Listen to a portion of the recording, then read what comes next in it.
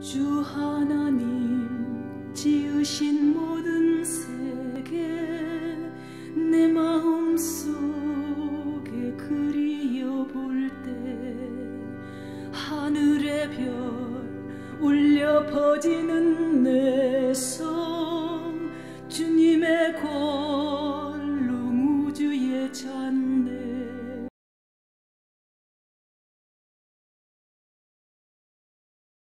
계절이 빠르게 지나갑니다.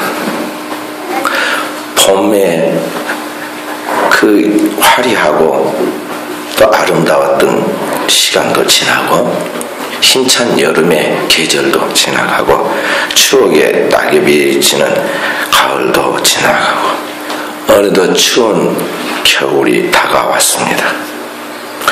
우리의 인생에도 이와 같은 인생의 네 계절이 지나갑니다. 봄, 여름, 가을, 겨울처럼 중단 없이 인생의 계절이 지나갑니다.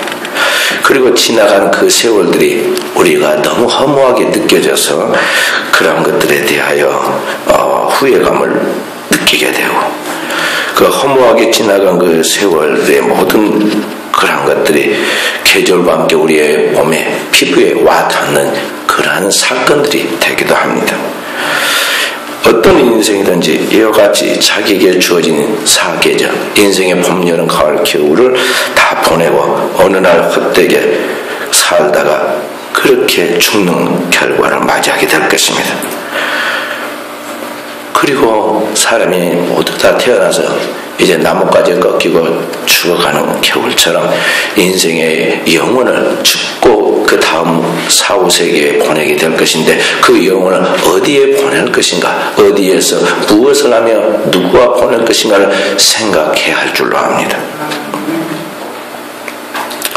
제가 중고등부 학창시절에 학교 다닐 때는 학교에서 공부할 때 역사 공부를 하는 때 선생님이 가르치면서 중국을 일컬어서 잠자는 사자다 그랬습니다.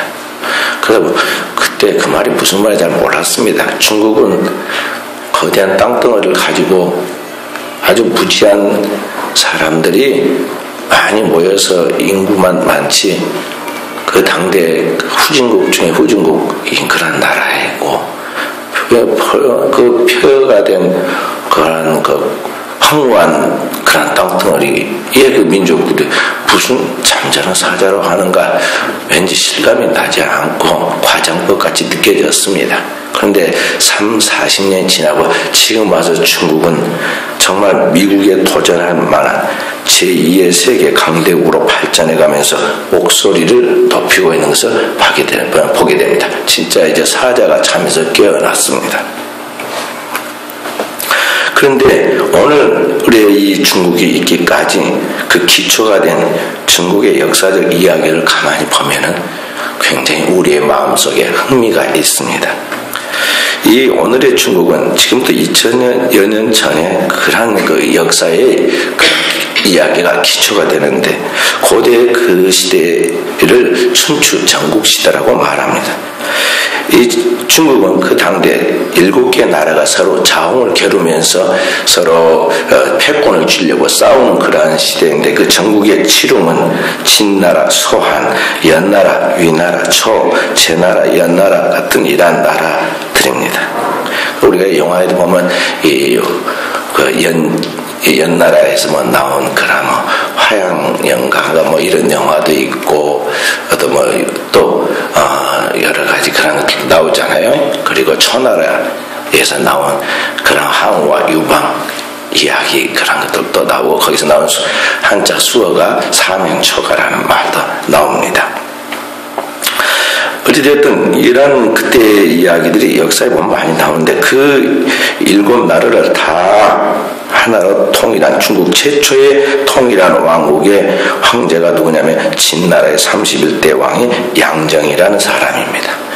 그 양정이 중국 최초의 황제가 되어서 사람들은 그를 일컬어서 진시황 또는 진시황제라고 이렇게 부르고 있죠. 역사적으로 기원전 259년에서 210년까지 통치한 왕입니다. 진시황은 7개 통일한 이 왕국을 군사력으로 제압하여 통일하고 그 7나라를 강력한 중앙 집권제를 펼치면서 그 나라의 모든 질서를 잡아갑니다. 그렇게 해서 나라를 강대한 나라로 통일된 왕국으로 40년 이상 직접 통치하게 되죠. 34살 때 나라를 완전히 통일해가지고 그가 시운 될 때까지 통치를 했습니다. 그런데 이렇게 통치한 이 진시 황제가 너무나 전쟁을 많이 해가지고 사람을 많이 죽이게 됩니다. 그럼 잔인하게 적들에 대해서는 용서하지 않고 제압을 했어요. 그렇게 해서 강력한 전쟁으로 말미암아 통치하는 중에 수많은 사람들의 생명을 빼앗게 됐기 때문에 그의 말년에는 자기가 죽인 그 혼령들에 대한 망상으로 시달려서 견딜 수가 없게 됩니다. 그래서 늘 무슨 망상에 시달리냐면 눈을 뜨고 있으면서도 그러고 밤에는 잠을 자지 못하는 망상이 죽은 자의 그 망령들이 영혼들이 나타나가지고 자기를 죽이려고 공격한다고 그러한 망상에 빠지게 됩니다.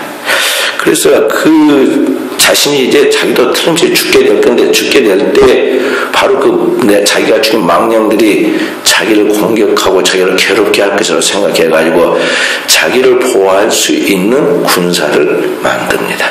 그것이 진시 왕릉 안에 있는 그 황릉 안에 있는 백마영 토군이라는 지금도 가면은 그 발굴하고 그 유적지를 구경시키고 있는 그러한 흙으로 만든 군인입니다. 당대 군인들은 키가 그렇게 크지 않았는데 가난하고 못 먹던 시대이고 또 동양 사람은 키가 작잖아요. 그런데 거대한 2m가 넘는 거대한 그 흙으로 만든 군사들, 갑옷을 입은 군사들을 엄청나게 많이 만들어서 그 황릉 안에다가 그렇게 줄을 세워서 숨겨두었습니다. 적들이 그 죽은 원규들이 자기를 공격할 때 자기의 만드는 그 군사들이 자기를 보호해 줄 것이라고 그렇게 믿고 만들어 둔 것이죠. 그렇게 해서 그 진시황릉의 백마영 토군이라는 게 나온 것입니다. 그리고 그렇게 통일된 이 나라가 외적의 침입으로 무너질까 걱정을 하는 이 황제가 그 다음에 또 무슨 기발한 작성을 하느냐면 이 나라 전체를 갑옷 두르듯이 잘 이렇게 담쌓고 그렇게 하듯이 국경을 수비하는 그러한 성을 쌓아야 하겠다. 그렇게 해서 쌓은 성이 무슨 성이냐면 만리장성입니다. 만리장성이 그렇게 해서 나온 거예요.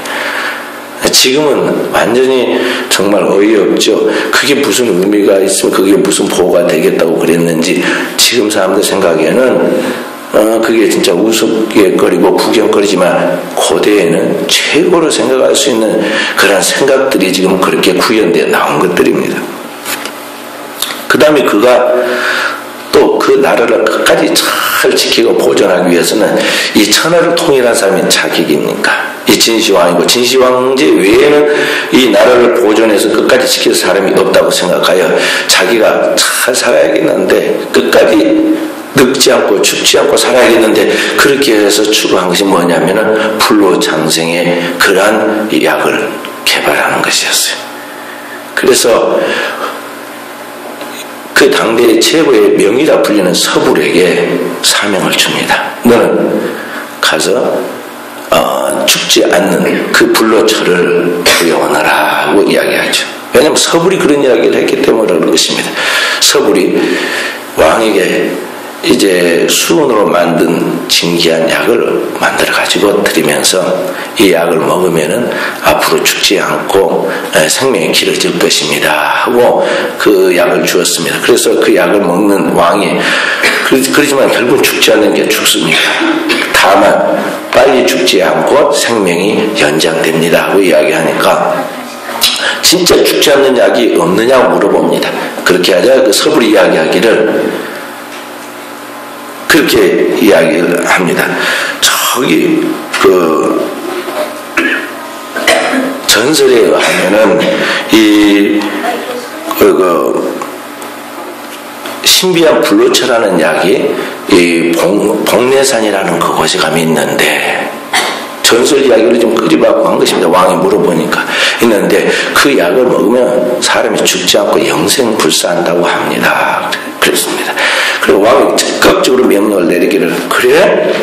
그럼 빨리 가서 내가 그 약을 구해오너라 그랬어요. 이 전설의 이야기인데 그걸 상상 속 이야기니까 믿을 수 없다고 말할 수가 없었어요. 자기가 말했기 때문에. 그래서 그게 쉬운 일이 아닙니다. 그 이야기가 뭐가 어려웠느냐. 내가 다 사람을 붙여주면.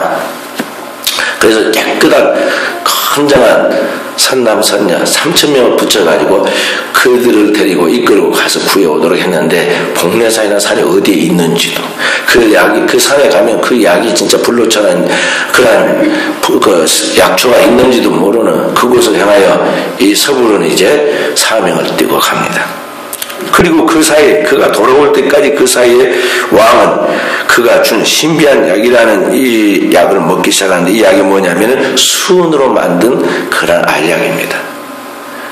당대의 사람들은 수은을 신비하게 했습니다. 수은 여러분 보시면 알지만 그게 물컹물컹 물 같으면서도 그게 없어지지 않고 원형은 항상 유지가 둥글둥글합니다. 그러니까 이 수은은 사람에게 신비한 효험을 가져다는 효력이 있으리라고 믿고 그것을 넣어가지고 지금 그 수은으로 약을 만들었어요.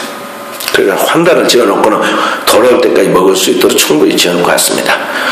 왕은 다른 데는 다 영리했는데 의학적인 것이나 또 그런 것들에 대한 지식은 좀 부족해서 그 당대 명의라 불리는 그 사람 말만 믿고 그 약을 매일 꾸준히 먹었습니다.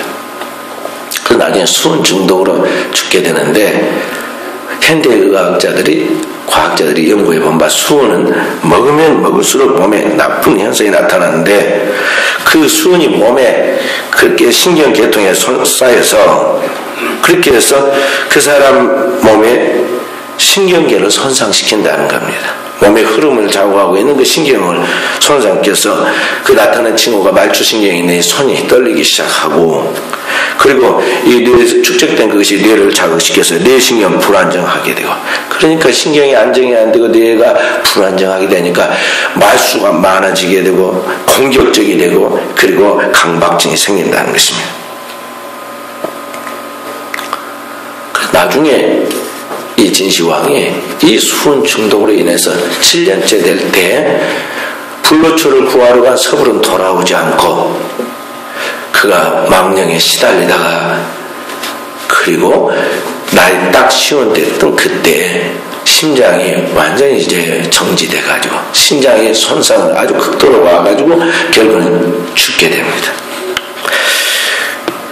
여기 진시황이 천하를 통일한 모든 것을 이루었고 다 부족함이 없이 다 갖추었음에도 불구하고 천하가 그의 말 한마디에 그의 손아귀에 다 움직였지만은 자기 자신의 몸을 지키지 못합니다. 정신적으로는 죽은 자의 혼령이 나타나 망성에 밤마다 잠을 이루지 못합니다. 그리고는 눈을 뜨고 나가면 언제 어디에서든지 수많은 앞밖에 보지 않는 적들의 암살의 위험에 시달려야만 했습니다. 그리고 그가 그렇게 신임하여 영생에 이른다는 그 약을 만들기로 그렇게 이제 준비하였던 그 서불은 어디 정처 없이 가서 돌아오지 않고 그는 그 당대 최고의 약이라고 불렀던 그 약을 수은 넣은 약을 먹었는데 그 약은 사실은 그를 살리는 약이 아니라 그를 죽게 만드는 약이었다는 것이죠. 그래서 홀로 남은 그가 마지막에 한 것은 무엇이냐면 자기 생명이 얼마 못 남을지 직감했습니다. 그래서 그가 충실한 신하들을 이끌고 높은 산에 올라가서 마지막 하늘에 호소를 했습니다. 이렇게 빕니다. 하늘이 싫어. 온 천하는 내 손 아래에 있습니다. 하늘에는 당신이 있고 이 땅은 내가 다스립니다. 내가 법을 세우고 무질서를 벌하고 온 천하를 다스렸습니다. 이 땅의 진정한 주인은 나 하나뿐입니다. 그런데 언젠가는 나도 죽어야 합니까? 하늘이시여. 눈물을 흘리면서 하늘을 향하여 탄식하고 기도하고 기원했지만은 그의 모든 호소에도 불구하고 그는 죽고 맙니다.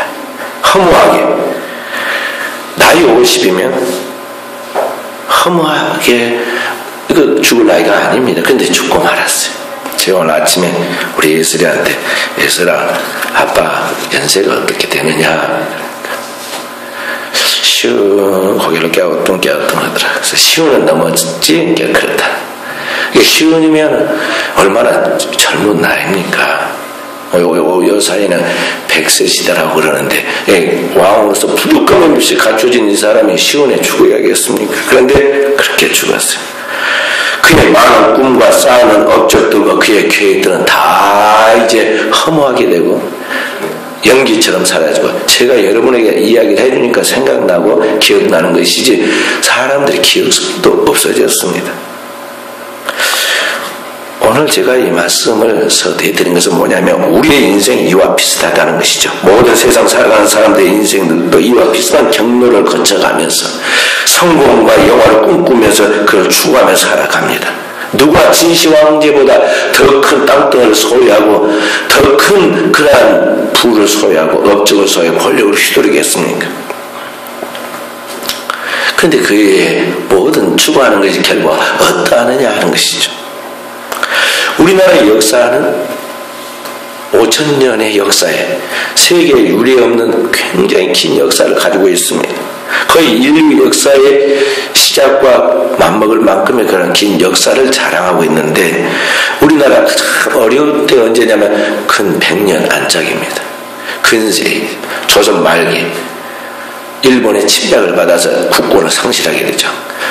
수많은 침략을 우리나라가 받았습니다. 거의 3년에 한 번꼴로 역사에 보면 침략을 받았는데 한 번도 나라를 완전히 빼앗긴 적은 없었습니다. 그러나 일본에 의해서 우리나라가 완전히 국권을 상실하여 나라를 잃어버리고 36년을 보내게 됐죠.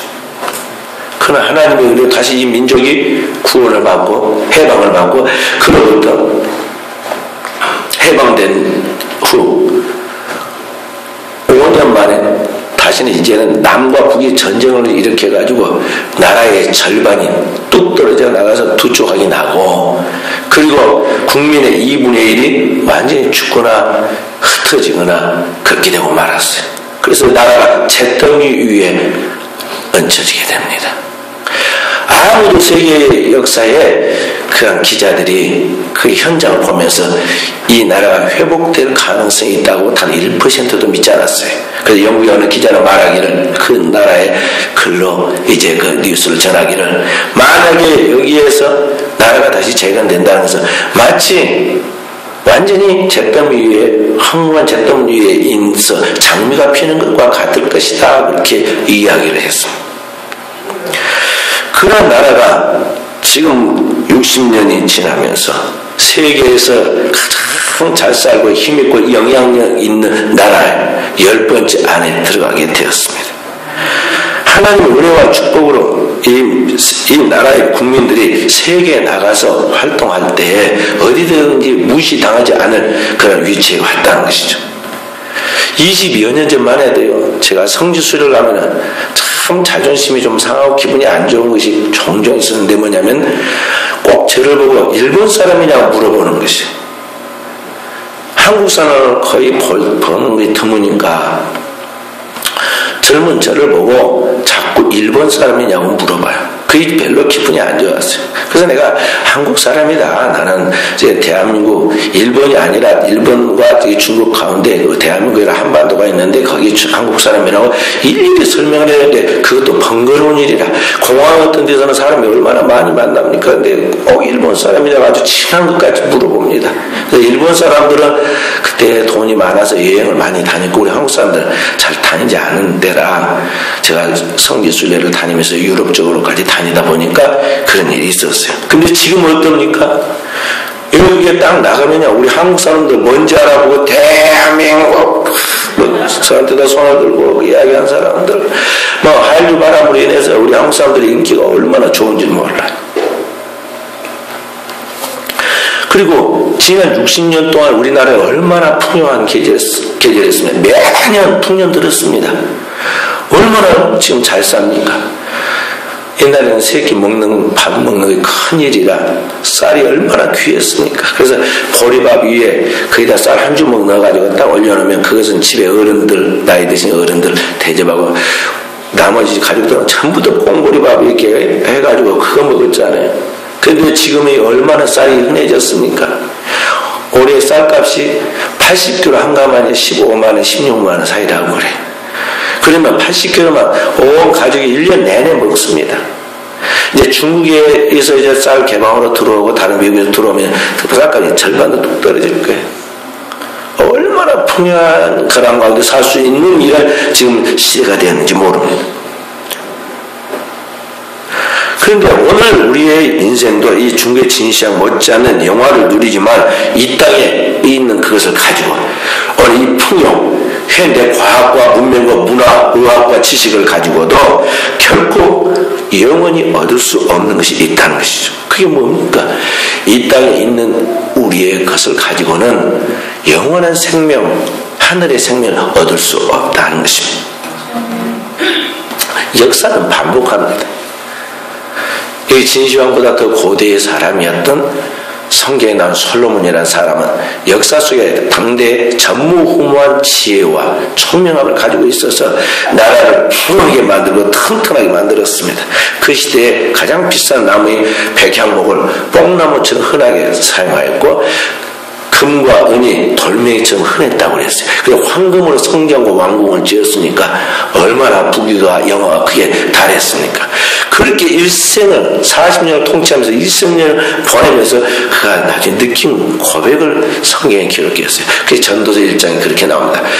헛되고 헛되며 헛되고 헛되니 모든 것이 헛되도다. 사람의 헤아리는 수가 모든 것이 자기 무엇이 유익한고 다 바람을 잡으려는 것이로다 그랬어요. 그러니까 사랑하는 성도 여러분, 이 땅에서 인간이 쌓아놓은 모든 것들은 자기 한 생명도 구원하지 못하는, 자기 한 생명을 영원한 생명의 이르도로 구원하지 못하는 헛된 것이다 하는 것이죠. 그렇다면 여러분과 제가 이 생명을 어떻게 보존하여 영원한 생명으로 간직할 수 있느냐 하는 것입니다. 인간의 영원한 생명 어디에서 오는가? 인간이 반드시 죽게 되고 죽고 난 다음 사후에 또 다른 진짜 실제하는 세계, 이 땅의 세계는 지나가고 영원한 세계에 오게 되는데 그 영원한 세계에서 나는 나의 생명은 과연 어디에서 무엇을 하면 어떻게 살 것이냐 하는 것이죠. 그래서 인간의 궁극적인 질문과 숙제는 뭐냐면 내 생명이 영원히 살 수 있는 길이 무엇이냐, 영생이 무엇이냐 하는 것입니다. 땅에서는 어떤 학문도 어떤 지식도 그 답을 주지 못합니다. 하나님의 말씀인 성경만 우리에게 그 답을 가르쳐 줍니다. 성경은 그에 대해 이렇게 말씀합니다. 영생은 유일하신 참 하나님과 그의 보내신 자 예수 그리스도를 아는 것이니이다 그랬어요. 영생은 어떻게 주어지는 것이냐? 사람이 노력해서 과학과 의학으로 돈으로 그것을 만들거나 그것을 소유할 수 있는 것이 아니라 위로부터 영원한 생명이신 하나님이 그 하나님의 생명을 우리에게 주어야 하는데 그 생명을 주신 분이 예수 그리스도라는 것이죠. 하나님의 보내신 자 예수 그리스도입니다. 그래서 성경은 또다시 말씀하시기를 아들이 있는 자는 생명이 있고 하나님의 아들이 그 안에 있는 자는 생명이 있고 하나님의 아들이 없는 자는 생명이 없느니라 그랬어요. 인간은 본래 하나님의 형상과 모양으로 지어진 신적인 아주 신령한 존재였습니다. 하나님의 형상과 모양으로 우리를 창조하시고 땅을 다스리고 정복하도록 영생하도록 하나님과 함께 영생하도록 지어진 존재였는데 인간은 인류의 조상 아담이 마귀의 꾀임에 빠져가지고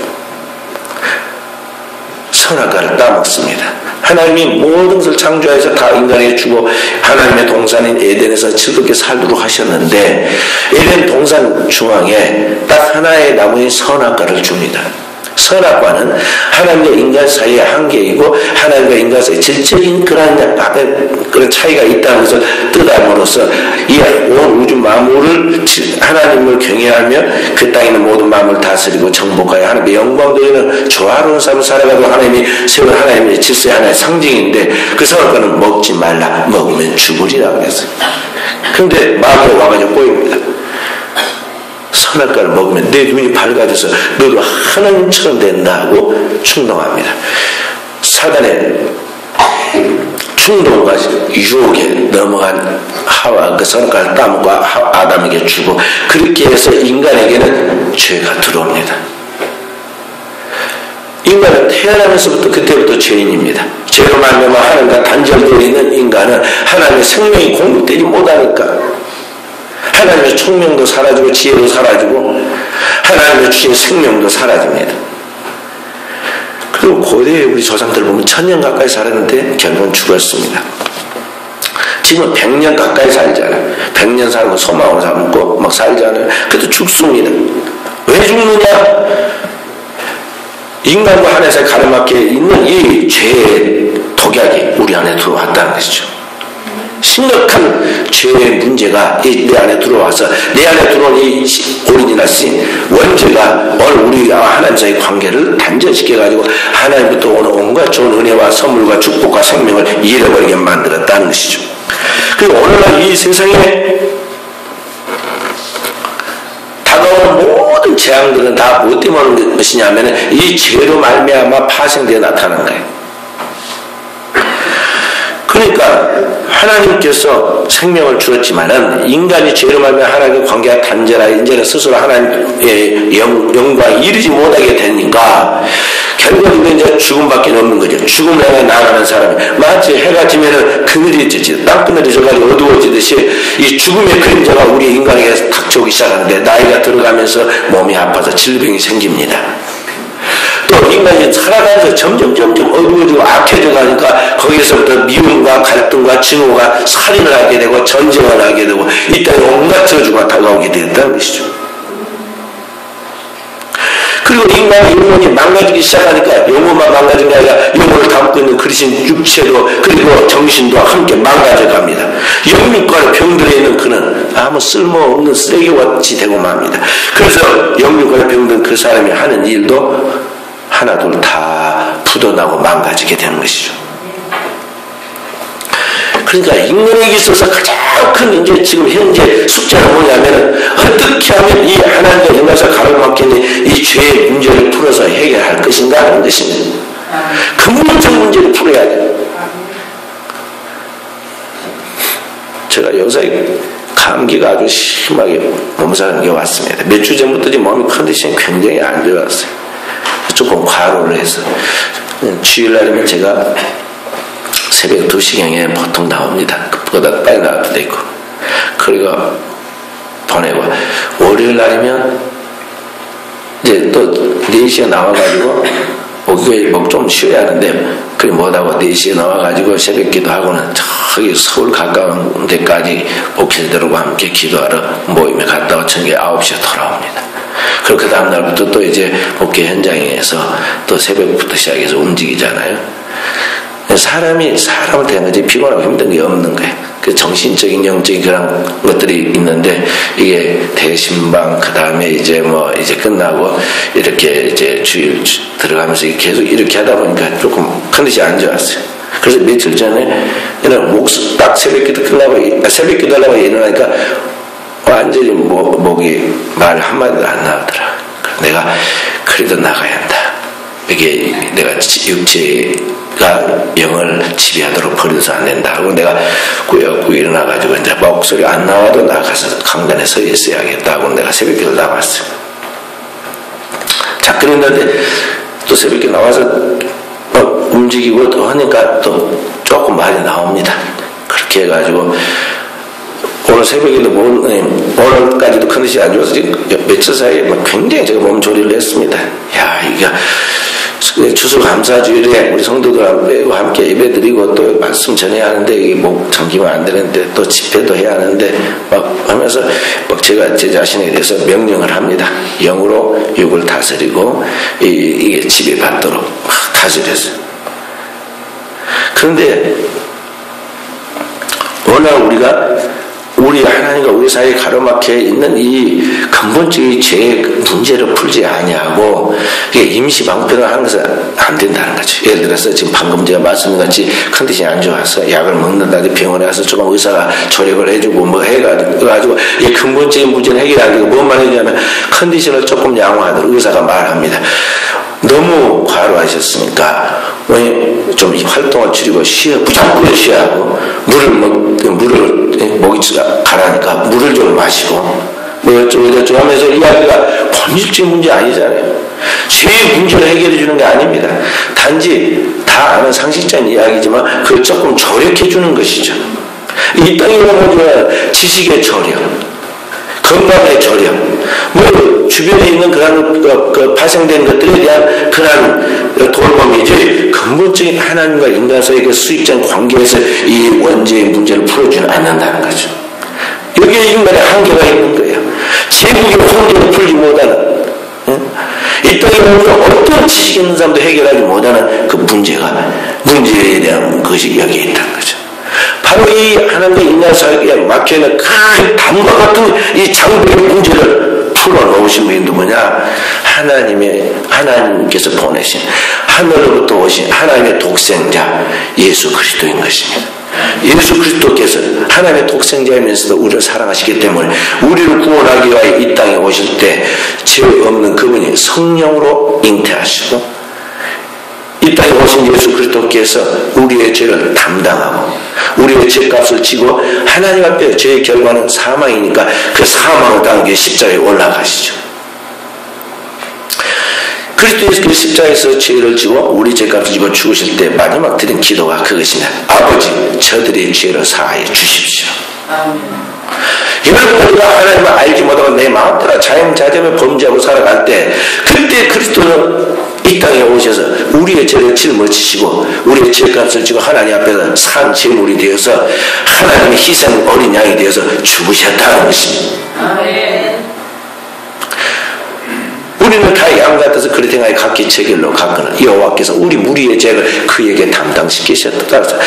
눈물 짐승같이 살아온 여러분의 죄를 예수 그리스도에게 담당시킨 것입니다. 그래서 성경은 예수님의 오심을 말씀하기를 보라 세상 죄를 지고 하는 하나님의 어린 양이로다 그랬어요. 그리고 어린 양으로 오신 그 예수 그리스도가 구약에 수없이 이스라엘 백성들이 잡아서 하나님 앞에 드렸던 양의 제사처럼 주님은 이스라엘 백성들이 가나안 땅에 들어가도록 하나님께 결정적인 이스라엘 구원을 애굽에 일으킬 때 양의 피를 그 물집안에 발라서 재앙이 떠나가서 이스라엘 구원받고 가나안 땅에 들어간 것 같이 오늘 우리의 모든 죄악을 다 청산하여 하나님의 나라에 가나안의 진짜 실제 하나님의 나라에 우리를 들어가고 예수 그리스도가 우리를 대신한 속죄의 양이 되셨다는 것입니다. 성경은 말씀하신 그가 찔리면 우리의 허물을 인하며 그가 상하면 우리의 죄악을 인합니다. 그가 징계를 받으면 우리가 평화를 누리고 그가 채찍에 맞으면 우리가 나음을 입었도다 그랬어요. 그리스도의 그 피의 속죄입니다. 예수님의 피는 구약의 짐승의 피와는 질적으로 다른 피이고 인간의 피와도 또 다른 엄청나게 고귀한 거룩한 하나님의 아들의 피이죠. 그래서 성경은 또다시 이렇게 말씀합니다. 양과 염소의 피로 아니하고 오직 자기 피로 하나님의 피로 영원한 속죄를 이루사 단번에 성소에 하나님의 나라에 들어가게 하셨느니라 그랬습니다. 그것이 오늘 여러분과 제가 하나님의 가장 큰 이벤트 사건이 하나님의 구원의 문제. 이것이 그리스도 예수 안에서 우리에게 주신 하나님의 복음입니다.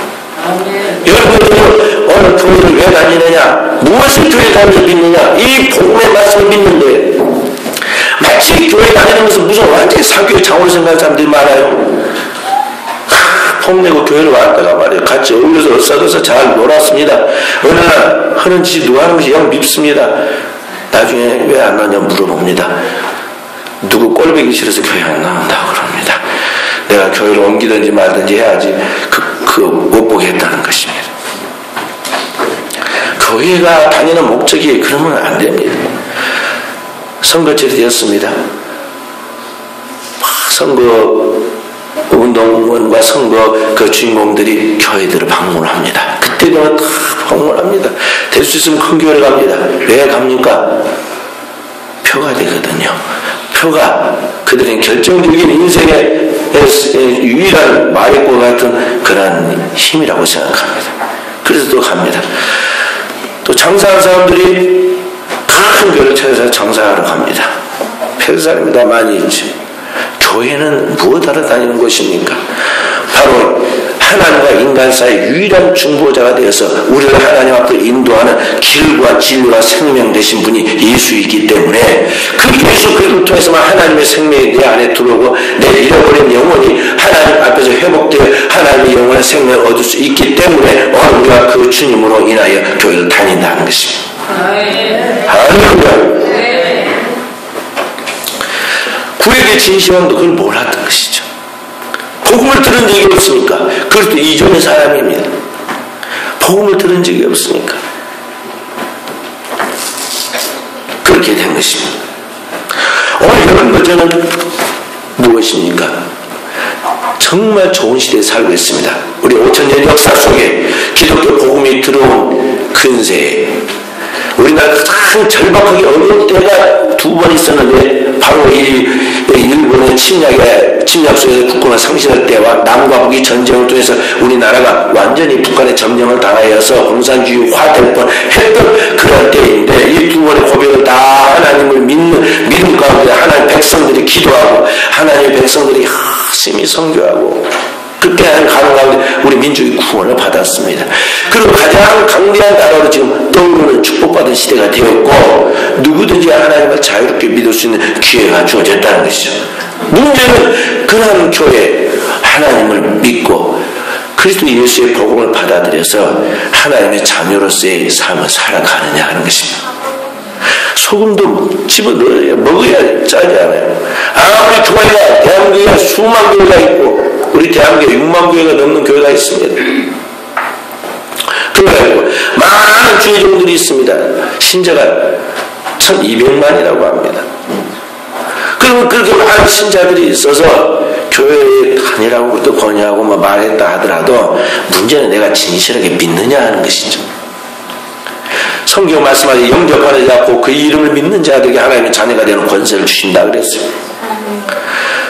내가 진정으로 죄인 줄 알고, 내가 죄인인데 그리스도 예수께서 오셔서 내 죄값을 치고 다 속죄하셨다는 그 말씀을 믿고 그리스도 예수의 이름을 부르며 그 주님을 나의 주, 나의 왕, 나의 하나님을 믿고 그 주님 앞에 나를 복종시켜서 주님 말씀을 따라 살기를 결단하는 그 사람에게 하나님이 하나님의 자녀가 되는 권세를 주신다는 것이죠.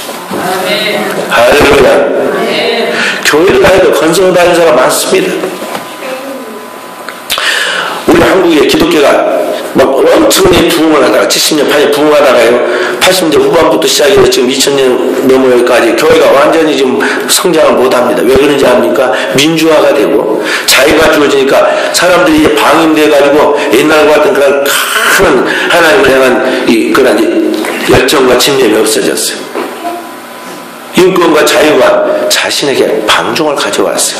한국 사회가 그것뿐만 아니라 극도의 타락 현상으로 가져왔어요. 앞으로는 이제 어떤 현상이 생기느냐면은 이 남자와 남자 아이들이 이제 우리 자녀들 그런 자녀들 생깁니다. 막 자녀들 와서는 결혼하겠다고 엄마 아빠한테 와가지고 신랑 신부라고 가서 결혼사람 데리고 왔는데 보니까 똑같은 남자고 똑같은 여자입니다. 목사님한테 데리고 옵니다. 결혼하려고 주례 써주십시오. 근데 목사님이 야, 남자와 남자끼리 어떻게 결혼하느냐, 나는 그렇게 못한다. 그러면 당신은 말이죠, 사람의 인권을 평등 차별했기 때문에 당신은 고발하겠어. 그래가지고 갔다 고발해요. 미국에 지금 현재 그런 현상이 벌어졌습니다. 미국에는 고발을 가지고 감옥에 갇힌 목사님도 계시고, 영국 같은 나라는 다른 사람에게 예수 믿어 전도도 못해요. 극도로 좀 타락해가고 있습니다. 그렇기 때문에 오늘 교회 다닌다고 해서 교회만 힘들게 예배당에 와가지고 예배 드린 것 같이 흉내만 내게 되는 게 아니야. 진실로 그 안에 예수 그리스도가 들어가서 그의 생명가에 약동해서 그의 옛사람 육체와 함께 옛날 살았던 그런 삶은 다 청산되고 그 안에 하나님의 생명이 자라서 하나님의 신령한 영적 사람으로 영적인 변화, 영적인 거룩함이 실천되고 성화되고 나타나는 그 사람이 신자라는 것이죠. 거기에까지 가야 돼요. 신은 본질적으로 내면에 거듭남과 함께 성화가 이루어져야 한다는 것이죠. 근데 문제는 이게 성령의 감동과 성령의 도우심이 없이는 절대 안 되는 거예요. 아무리 부모가 나은 기독교의 자녀로 자랐다 해도 안 되는 거예요. 그래서 물과 성령으로 거듭나야 하는 것입니다. 물을 세례를 떠나고 성령은 오늘 우리 가운데 있는 거주하시는 하나님의 신을 말하고 있는 거예요. 삼위일체 성부 성자 성령 삼위일체 하나님이 그의 영으로 내 안에 들어와서 거하는 것이죠. 그래서 여러분 저는 예수 그리스도 이전에는 죄의 종이 되어서 내가 원래 인간에게는 하나님이 자유의지를 주어서 우리 스스로 결정을 주었지만은 여러분 제가 그걸 죄에다 넘겨줘서 마귀한테 넘겨서 죄에 끌려가서 맨날 따라가잖아. 결심한 것도 따라 계속 따라. 왜 그러냐? 이미 죄에다가 내 주권을 넘겨줬는데 죄의 종이 된 거예요. 그럼 우리가 이제 하나님 앞에 딱 회개하고 나의 주 나의 왕으로 하나님 모시고 내가 그 종이 되었으므로 성령이 나를 지배하세요. 성령이 나를 다스리고 지배하니까 내 의지가 아니라 성령의 의지를 따라간다는 것입니다. 그 기도한 사람은요 생각도 말도 행동도 자기 마음대로 못해요. 왜냐하면 결국 성령이 끌려가고 맙니다. 이제는 주인을 따라가는 종의 의지만 남아있을 뿐이에요.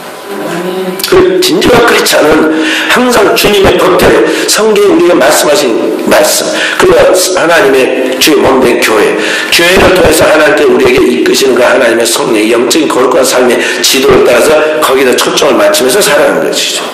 그게 신자의 삶이에요. 이렇게 살지 못하고 여러분과 제가 이 시대 풍속을 쫓아 세상 사람들이 살아가는 그런 것을 그렇게 흉내내면서 나아가는 것은 위태한 일이에요. 마치 천국과 지옥 사이를 매일 줄다리기 하는 위태한 삶을 살고 있다는 것이죠. 언제 무너질지 모르는, 언제 무너질지 모르는 빙판을 달려가는 사람과 똑같아요. 무너질 집처럼 언제 무너질지 모르는 거죠. 그렇기 때문에 오늘 사람 귀한 성도는 여러분과 저는 진실로 예수 그리스도를 나의 주, 나의 왕, 나의 하나님으로 모시고 주님을 제대로 알지도 믿지도 않았던 그 나의 육체적인 방탕한 삶에 대하여 회개하고 주님을 내 안에 영접하게 될 때 성령이 나를 그때부터 주관하시고 도우시고 지키십니다. 오늘 우리 수천 명의 사랑 성도들과 오늘 또 초청받은 오늘 우리 성도들이 바로 이 말씀을 깊이 명심해야겠어요. 하나님은 이렇게 말씀하십니다. 여호와의 손이 짧아 구원하지 못하심도 아니요 귀가 둔하여 듣지 못하심도 아니라 오직 너희 죄악이 너희와 하나님 사이에 갈라놓았고 너희의 죄가 그의 얼굴을 가려서 너희에게 듣지 않으시게 함이니라 그랬어요. 이 오늘 우리에게 보이지 않는 실제는 우리 몸 안에 이 죄악에 대하여 이 근본적 문제를 해결하신 분이 예수 그리스도라는 걸 명심하고 예수 그리스도를 내 생명의 주인으로서 길과 진리와 성령을 굳게 붙들고 한순간도 눈동자를 돌리지 말고 한순간도 다른 세상적인 방법으로 내가 주인이 돼서 내가 하나님이 돼서 내 마음대로 살지 말고 세상의 손에 기교해서 거기에 억누르지 말고 주님 중심으로 살아가는 영의 사람으로 오늘 우리 자신을 세워가도록 해야겠다는 것입니다. 그래서 오늘 이 소중한 만남을 우리가 갖게 되었습니다. 여러분과 제가 만나는 이것이 소중한 만남이고 오늘 교회에서 우리가 예배를 통해 만나는 이게 소중한 만남입니다. 우리가 이 만남을 통해서 하나님의 위대한 축복을 받아야겠습니다. 우리가 세 번 만나는데 인생에 태어나면 세 번 만나는데 부모와 태어나서 그런 태생적인 만남을 갖습니다. 사회적으로 살아가면서 친구와 연인과 동료들과 만납니다. 그런 인간적 만남입니다. 그러니까 이와는 완전히 질적으로 다른 그런 영적 만남이 있는데 이 만남이 뭐냐면 하나님과의 만남입니다. 하나님과 만남은 구체적으로 예수 그리스도의 만남입니다. 교회는 그리스도의 몸이고 그의 몸된 교회에서 영적 예배를 통해서 일하는 주님과의 만남을 갖는 것이죠. 이 시간 복음을 제가 전했습니다. 복음의 말씀은 하나님의 말씀이고 하나님이십니다.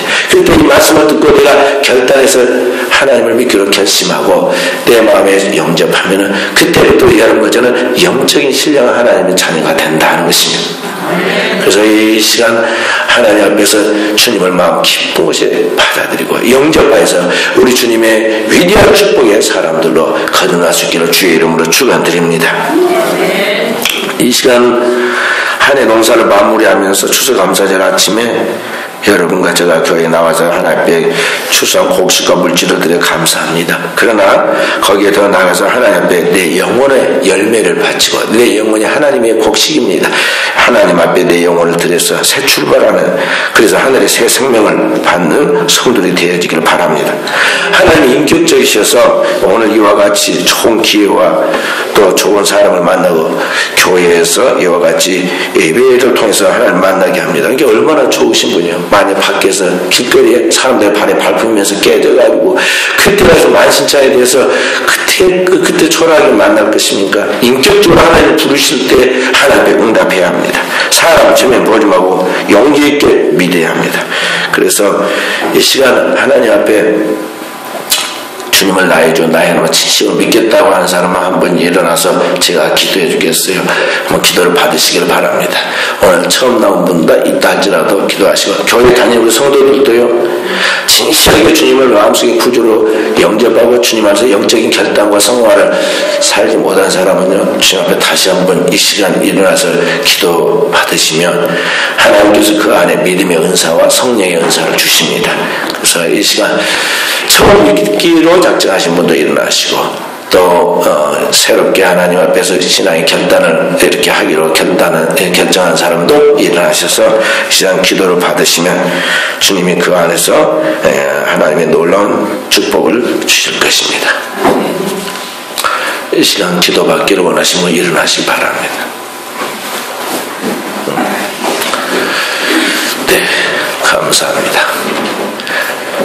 가슴에다가 손을 얹으시고, 그리고 저를 따라서 기도를 합니다. 주님, 종을 불쌍히 여겨주시고 이 종을 구원하기 위하여 이 땅에 오심을 감사합니다. 내 모든 죄를 십자가 위에서 담당해 주시고 영원한 속죄를 이루어 하나님 앞에 그 죄를 용서받게 하시니 감사합니다. 이 시간 주님을 내 마음속에 모시오니 영원히 나의 주인이 되어주시고 나의 왕이 되어서 다스려 주옵소서. 주님의 나라를 주시고 주님의 그 놀라운 축복으로 함께 하옵소서. 예수님 이름으로 기도합니다.